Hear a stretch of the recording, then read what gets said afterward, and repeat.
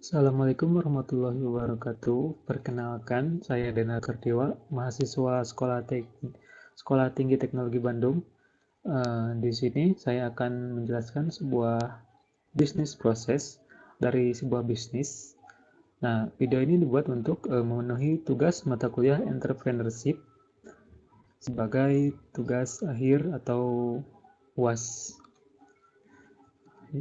Yang pertama, diawali dengan meningkatnya pengguna internet. Nah, di tahun 2020, pengguna internet saat WFH meningkat sampai 40% di Republik Indonesia.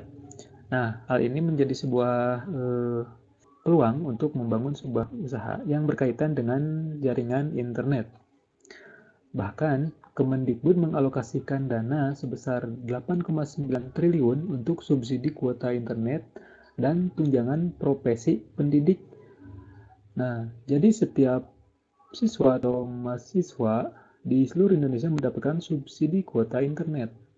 Nah, namun apa jadinya jika di daerah-daerah tertentu belum terkapar jaringan internet? Tentunya subsidi kuota internet itu pun eh, kurang terpakai atau tidak terpakai. Lantas bagaimana solusinya? Solusinya adalah RT/RW-Net. Apa itu RT/RW-Net? RT/RW-Net adalah jaringan komputer yang tumbuh dari swadaya masyarakat. Sesuai dengan namanya, ini mencakup zona wilayah RT dan RW, di mana sistem operasionalnya menggunakan kabel atau hotspot, atau sering kita sebut dengan Wi-Fi. Nah, letak bisnisnya adalah di RT/RW-Net ini terdapat pada penjualan WiFi voucher. Nah, konsep bisnis ini hampir sama dengan warnet atau warung internet. Namun bedanya, jika di warnet pelanggan akan menyewa sebuah komputer yang terhubung ke internet, tetapi dengan WiFi voucher ini, kita hanya cukup menyediakan jaringan internet dan menjual kode vouchernya ke pelanggan. Nah, di sini ada topologi dari jaringan atau usaha yang akan dibangun. Yang pertama, di sini adalah ada modem dan ISP. Kita bisa menggunakan dua sumber internet. Yang pertama dari ISP kabel atau internet kabel, namun internet kabel ini hanya ada di daerah perkotaan, belum sampai ke pedesaan atau ke pegunungan yang sangat sulit dijangkau. Kemudian solusi keduanya yaitu menggunakan modem internet atau menggunakan sinyal GSM. Nah, untuk modem ini bisa ditempatkan di tempat yang sudah terjangkau dengan jaringan internet GSM. Kemudian dari modem ini ditarik menggunakan kabel LAN atau fiber optik. Jadi misalkan di kampung A ada jaringan internet dan di kampung B tidak ada jaringan internet sama sekali, ini bisa menggunakan konsep ini, yaitu mengambil jaringan internet di kampung sebelah ke kampung sebelahnya lagi. Kemudian ini diolah menggunakan mikrotik. Nah, mikrotik ini dikendalikan oleh operator atau warga yang mengatur semua ini. Nah, semuanya untuk pembuatan voucher dilakukan di mikrotik ini dengan menggunakan software yang bernama Micmon atau Mikrotik Monitoring. Nah, kemudian dari mikrotik ini, sinyal internet disebarkan melalui router. Nah, router ini bisa disimpan di warung atau di tempat pos ronda atau bahkan ke rumah-rumah warga untuk disalurkan kembali.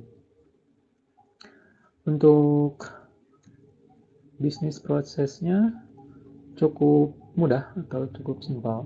Yang pertama, konsumen itu membeli sebuah voucher internet ke operator, kemudian operator ini mencetak atau memprint atau membuatnya di mikrotik yang tadi. Kemudian dari sistem jaringan ini tuh mengeluarkan kode voucher secara random. Nah, setelah didapat kode vouchernya, si operator menyerahkan kode voucher tersebut ke konsumen. Nah, kemudian konsumen ini akan login ke jaringan internet. Nah, setelah login ke jaringan internet itu, maka akan diarahkan ke sebuah halaman web yang di situ terdapat tempat untuk memasukkan kode voucher tersebut. Nah, setelah itu si konsumen ini mengklik login. Setelah memasukkan kode voucher, maka konsumen pun sudah bisa online. Kira-kira untuk bisnis prosesnya sesimpel itu. Kemudian kita analisis tentang SWOT. Yang pertama, dari strength atau kekuatannya. Kekuatan yang pertama dari bisnis ini yaitu minim kompetitor. Apalagi jika dibangun di pedesaan yang belum ada jaringan internet kabel, ini menjadi sebuah peluang yang cukup tinggi untuk melakukan bisnis ini. Yang kemudian kedua, keuntungan menjanjikan. Jika bisnis ini diolah dengan tepat dan secara benar, maka keuntungannya pun akan cukup menggiurkan dengan pengoperasian yang cukup mudah. Kemudian yang ketiga, dibutuhkan masyarakat pedesaan yang belum tercover internet. Nah, jika di tempat tertentu belum ada jaringan internet, misalkan di lembah atau di belakang bukit, nah ini akan sangat membantu sekali. Kemudian yang keempat, lebih murah daripada berlangganan, lebih murah daripada berlangganan internet kabel secara langsung. Nah, tentunya ini akan lebih murah karena jika si pelanggan ingin berselancar di internet, maka mereka cukup membeli voucher dengan harga yang sudah ditentukan. Sedangkan jika berlangganan dengan internet kabel, itu mereka memakai atau tidak memakai jaringan internet tersebut, mereka akan tetap membayar. Nah, itu juga salah satu kelebihannya. Kemudian kita ke weakness atau kelemahan. Yang pertama, biaya alat mahal. Tentunya jika membangun dari awal dibutuhkan biaya yang cukup mahal untuk membeli alat-alat seperti kabel, mikrotik, router, modem, dan sebagainya. Kemudian jarang ada ISP yang mau bekerja sama. Maksudnya begini, untuk ISP seperti internet kabel itu mereka tidak mau atau tidak mengizinkan untuk reseller lagi jaringan internetnya.